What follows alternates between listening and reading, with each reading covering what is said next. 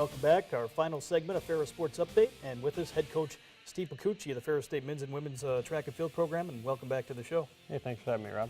I know we've kind of talked the last couple segments about the weather. We'll start with the weather. The Bulldogs competing at the Hillsdale Invitational this past Saturday. How was the weather like down in Hillsdale? Not too bad. It was warmer than it has been, but it was really windy, so that really kind of wreaked havoc on a lot of the races over 200 meters. So, but it was, like I said, we can't complain. It was warmer than it's been. Had you on earlier here in the semester, and right now midway through the outdoor season. Talk about the progress your team's made here since the outdoor season started. We're starting to really make some steps and trying to hopefully get some better performances. We've had some kids definitely step up in the last couple meets, but like I said, we're just now trying to start getting to the part of the season where we get to really race, and we're hoping the weather will cooperate with us the next couple weeks before the GLIAC championships, and we can get some more opportunities. This past Saturday, an opportunity to face a number of different GLIAC schools. Saw some great GLIAC competition down at the Hillsdale Invitational. Yeah, obviously, host Hillsdale always have a good, strong team. Lake Erie was there. There was some Wayne State, like I said, some Northern Michigan. So it was quite a bit of GLIAC schools presence down there. But it was good for us to kind of get into a not an overly large meet for just kind of get our competitions in and really kind of work on some things. Some great results for the Bulldogs posted this past Saturday, and talk about the 5 individual event champions for Ferris State combined between the men's and women's side. Yeah, we had some really good performances. The throws had some strong performances. That was a good breakthrough meet for them. Senior Lucas Johnson hit provisional standards. That was a big step for him. Like I said, he's coming back from injury. He suffered indoors, so he's really starting to turn it on. Like I said, that was good to see him step it up. And then, like I said, that whole group of throwers is really starting to kind of turn it on now the last couple weeks of the season. But it was good for us to really get some good performances, men and women. So we needed it.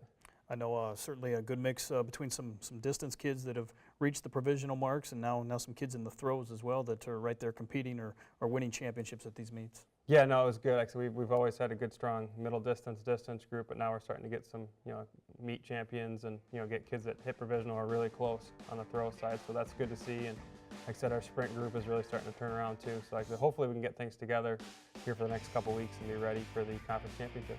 You mentioned Lucas Johnson reaching the national provisional mark. For those fans out there, kind of explain the difference between an automatic and provisional national qualifier and how that process works. What it is each event has has 2 standards. One's the provisional standard. If you hit the provisional standard, you will be considered for the national meet, and then based on where your final ranking is, that's how they'll take it. And then if you hit the automatic standard, no matter where you end up on the national list, you'll go anyway. I know the Bulldogs have had some other individuals reach some of those standards here in the first few meets of the outdoor season. Talk about some of those that have reached some of those key marks. Yeah, we had 2 guys hit the marks in the 10,000 meters, so that was nice. David Silversmith and Brandon Cushman got it in the first meet of the year, so that was nice. Anna Rudd also got it in the 10,000. Alyssa Osika has hit the mark in the 800.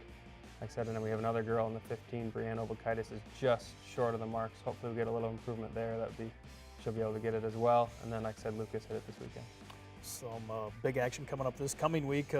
Bulldogs will send a group to California to the Mount Sac Relays, the Beach Invitational, and then another group back here at home heading to Grand Valley State for the Al Owens Classic. Yeah, we are split up a little bit this weekend. We'll take a small group of kids out west to really chase some good weather. Hopefully it'll cooperate for us, but that's a really big invitational, and it's centered around the middle distance and distance events. So it's a good opportunity for us to kind of make the most of the one trip we can take this year. And the Al Owens Classic is always a big meet down at Grand Valley. Like I said, it'll draw lots of schools, and they're actually hosting the national championships this year, so we're expecting that meet to be a lot bigger than it has been in the past. I know called the Al Owens Classic. Talk a little bit about Al Owens. Obviously been a fixture here at some of the home meets that you've hosted in the past. Yeah, Al's from Hudsonville. He's a local official. He actually used to own a cabin up here. He's really good friends with our old head coach, Ray Helsing. So, Al's a Grand Valley guy, but he's a Ferris guy in the inside. So it's good to see Al get honored that way, but he's a great guy. He works all our home cross country and track meets, and it's just like I said, he's been a fixture around the sport, not only in college level, but the high school level as well.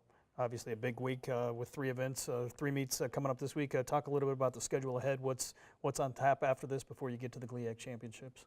Well, right now, like I said, we had a busy weekend this weekend, and then next weekend is another busy one for us with going back down to Hillsdale for the Gina Relays, and we're going to try to split up a little bit that weekend too. And then, like I said, that's kind of our last little tune-up meet before the GLIAC championships down at hosted by Lake Erie College down in Geneva, Ohio at the Spire Institute. So, like I said, it's going to come up quick, so we don't have a whole lot of time to get ready for it. GLIAC Championships in early May. You mentioned hosted by Lake Erie. First time that maybe they've hosted the GLIAC Championships on the outdoor side. Talk a little bit about what you expect out of that meet.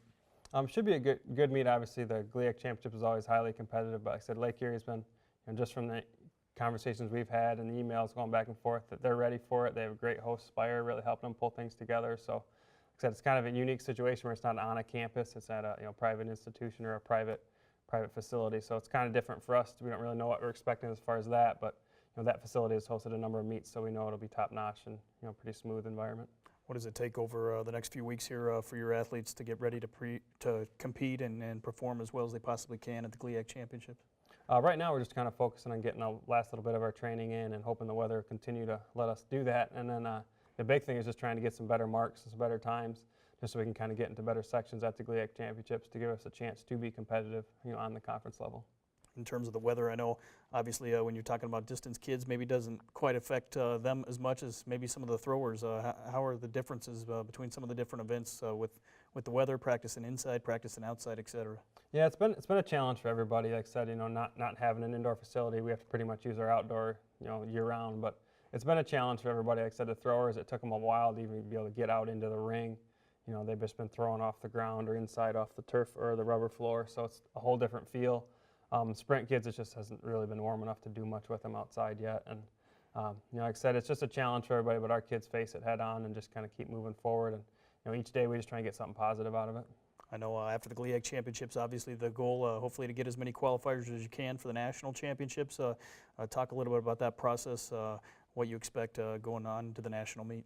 Yeah, we're hoping to at least get a few people down to the championships. Won't be a big trip this year, only going to Allendale, but at the same time, it's a huge meet, and it's quite an accomplishment to make it. So we're really hoping to get some people on both sides. The next 2 weeks will really tell us a lot. Like I said, usually the national lists just explode over the next 2 weeks. So we'll know a lot kind of where we stand going into the conference championships as far as who we can kind of see going to the national championships. The Bulldogs have had some great success at the national championships in the past. In terms of the number of All-Americans, 5 All-Americans here on the indoor side this past year, certainly takes a great deal of work to accomplish that All-America honor.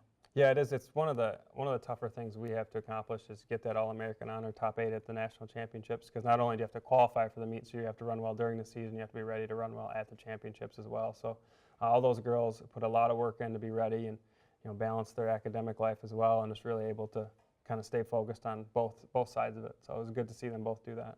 Well, Coach, congratulations again on all the success, and best of luck. 3 big meets coming up this week. Thanks, Rob. That's going to do it for another episode of Ferris Sports Update. Reminder, you can follow all the action and keep up with all the results online at ferrisstatebulldogs.com. Have a great week.